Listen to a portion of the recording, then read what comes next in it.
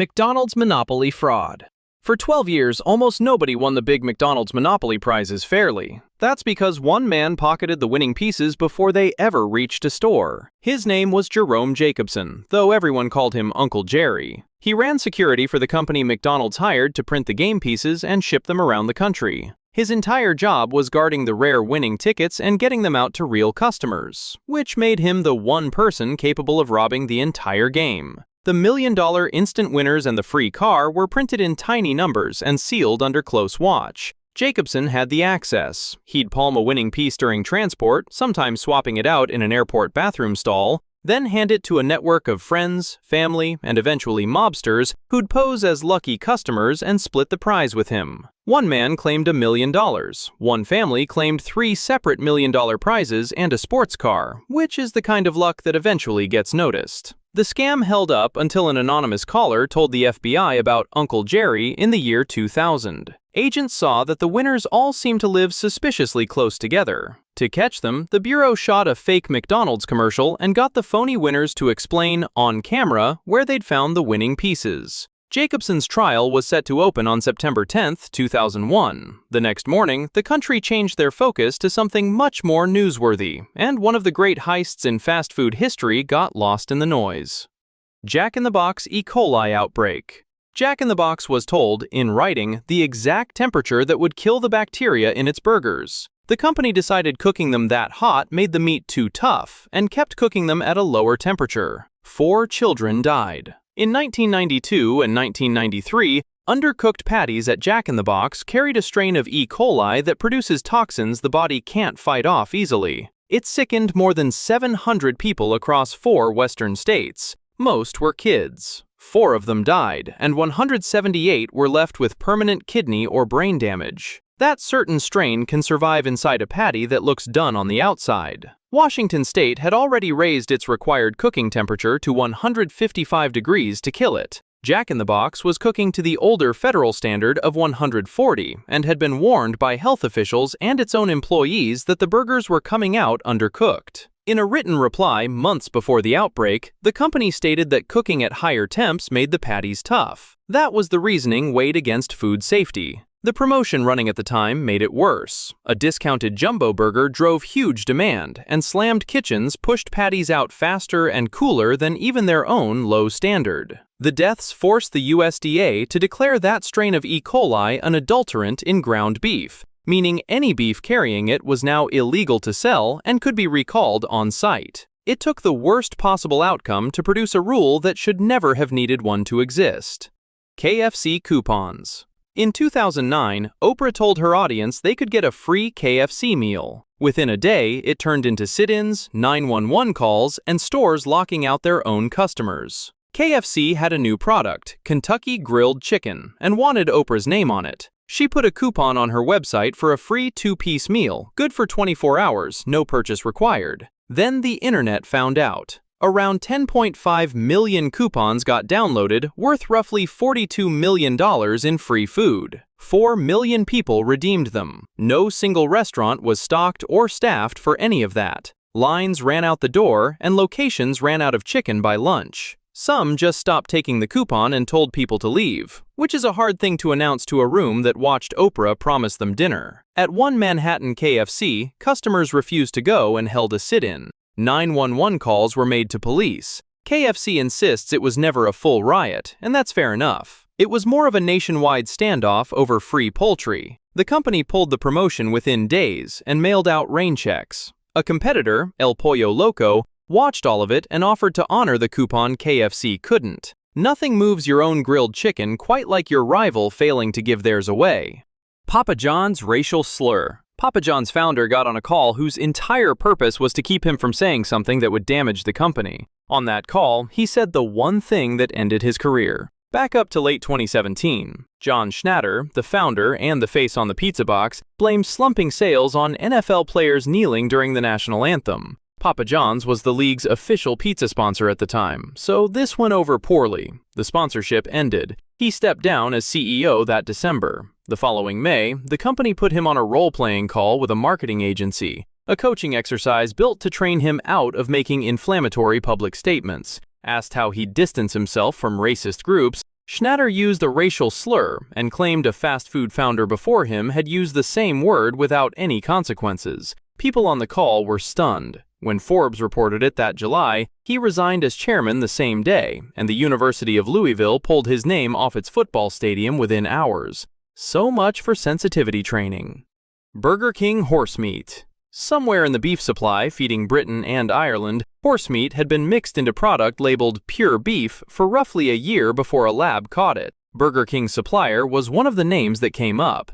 In early 2013, food inspectors in Ireland ran DNA tests on supermarket beef burgers, and the results weren't great. One Tesco patty tested at 29% horse. Some frozen lasagnas sold as beef came back as nearly all. The meat traced through a tangle of European processors, one of which, an Irish plant called Silvercrest, supplied Burger King across the UK and Ireland. Burger King ran its own DNA tests. The patties tested from its restaurants came back clean, with no horse. Samples taken at the Silvercrest plant, though, showed trace amounts in product the company says never reached a single restaurant. Silvercrest had been buying cheaper beef from an unapproved supplier in Poland instead of the all-British and Irish beef it had promised. Burger King cut them loose within days and moved to processors in Germany and Italy. Horse meat is leaner and a deeper red, so a little of it blended into ground beef made the mix look richer and cost less. Ground meat is the easiest place to slip something past a buyer, because once it's minced, one red paste looks like another. Nobody's health was ever at risk. What got damaged was trust. People had eaten something they'd never have chosen, and no amount of "it was perfectly safe" makes that sit any better. Domino's pizza sucks. Domino's built a national ad campaign around the last thing you'd expect a company to say, that its own pizza was bad. In 2010, the company put real customer insults on television, on purpose. 2009 was a brutal year for the brand, and it opened with a video. Two employees at a store in Conover, North Carolina, filmed themselves doing revolting things to sandwiches headed out for delivery, one narrating while the other put cheese up his nose. They posted it to YouTube as a prank. It hit 1 million views in days. Both got arrested for food tampering, and that store's sales in the area dropped by half. Around the same time, Domino's was watching footage from its own focus groups, and the customers were savage. People said the crust tasted like cardboard and the sauce tasted like ketchup.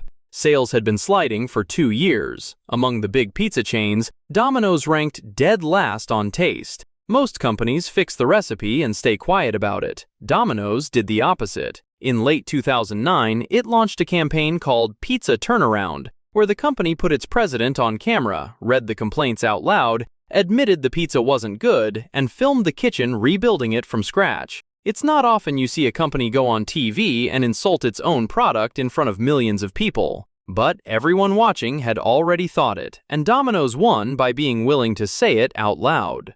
Starbucks racial profiling. 2 men sat down in a Philadelphia Starbucks to wait for a business meeting. A few minutes later, they were in handcuffs. In April 2018, Rashawn Nelson and Dante Robinson, both 23, were waiting at a Starbucks in the Rittenhouse Square neighborhood for a third man to arrive and talk over a real estate deal. One of them asked to use the restroom and was told it was for paying customers. They hadn't ordered yet. The manager called 911 and reported 2 men refusing to buy anything or leave. Police arrived and arrested both men. They were held for hours and released without charges because there was nothing to charge them with. Another customer filmed the arrest and posted it, and it spread across the country within a day. Protesters gathered outside the store. Calls for a boycott followed. Starbucks CEO called the arrests reprehensible and apologized to both men in person. On May 29, 2018, the company closed more than 8,000 stores for an afternoon to run racial bias training for 175,000 employees. A shutdown it estimated cost tens of millions of dollars. Nelson and Robinson settled with Starbucks privately. The terms were never made public, but part of the deal was that Starbucks would pay for both men to finish the degrees they were working toward. Starbucks also changed its policy after the arrest. You can now sit in one or use the restroom without buying anything. Carl's Jr. Racy advertising. Carl's Jr. once made a burger ad so racy, the Parents Television Council filed thousands of complaints, and some stations refused to run it. The burger sold anyway. The 2005 ad starred Paris Hilton, at the peak of her tabloid fame, in a swimsuit, soaping up a Bentley, crawling across the hood, and eventually taking a bite of the chain's new spicy barbecue burger. The car wash had almost nothing to do with the sandwich, which was sort of the whole idea. Carl's Jr. knew exactly who it was talking to. Its core customer was young men, and the chain decided it would rather be talked about than be tasteful. The council called the ad borderline pornographic and demanded it be pulled. That reaction was worth more than any airtime the company paid for, because every news segment covering the outrage replayed the commercial for free. The complaints didn't dent sales. If anything, the public argument over whether the ad went too far did the selling better than the ad could have managed on its own. So they kept at it. For the next decade, Carl's Jr. sold burgers with barely dressed models, just hoping someone would complain. Chick-fil-A dead rodent. In November 2016, Ellen Manfoluti was eating lunch in a conference room in suburban Philadelphia. A co-worker had grabbed the sandwich for her from a Chick-fil-A drive-thru. Something felt wrong on the bottom bun. She figured it was overcooked until she looked closer and saw a tail. A lab tested the object baked into the bread and identified it as a small rodent. Manfoluti went to a hospital for severe nausea, then sued the franchise and its manager for more than $50,000. Citing the nausea, the hospital trip, and lasting anxiety and nightmares. The case settled without anyone admitting fault, which is how most of these end. One detail never got cleared up. The franchise reportedly never named the bakery that supplied its buns, so exactly where in the process a rodent ended up in the dough remains an open question. McDonald's McDStories. McDonald's paid to promote a hashtag asking customers to share their happy memories. It got flooded so fast with horror stories that the company killed it in about 2 hours. In January 2012, McDonald's launched a Twitter campaign around the tag hashtag McDStories, hoping people would post warm, nostalgic Happy Meal memories. The company paid to push those feel-good stories to the top of the feed. The internet saw an open invitation. Instead of nostalgia, people packed the tag with claims of food poisoning, fingernails in the fries, and worse. All neatly filed under the exact hashtag McDonald's was paying to spotlight. The brand had built a megaphone and handed it to everyone who'd ever held a grudge. McDonald's pulled its promotion within roughly 2 hours, which obviously needed to be done. The problem is that a hashtag doesn't switch off when you stop paying for it. Hashtag McDStories kept collecting bad stories for days because the tag was already out there and the company no longer had any say over it. McDonald's could only sit and watch while their campaign became a textbook example of what not to do.